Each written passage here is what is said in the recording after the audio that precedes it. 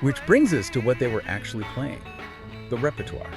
The album is packed with cover songs. 36 tracks on there never appeared on any of their studio albums or singles. So why? Why rely so heavily on other people's music, even into 1964? The simple answer is just volume, sheer necessity. They were on the radio almost every week. They just hadn't written enough original songs to fill all that airtime. So they reached into the Hamburg playbook. That's it, exactly. Their time in Hamburg was their boot camp.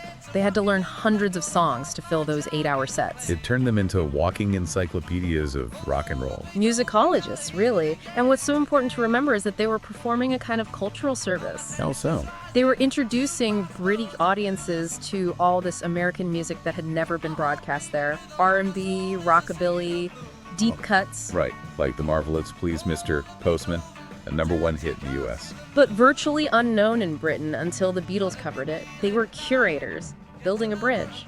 And they didn't just copy the songs, did they? No, they mastered them. They could play anything, rockabilly, blues, R&B. One of the producers said that British bands thought they couldn't touch American rock and roll, but the Beatles were just so adept at arranging it for themselves, they made it their own. You can really hear that raw energy. In fact, a lot of fans and critics say some of these BBC versions are actually better than the studio takes. No,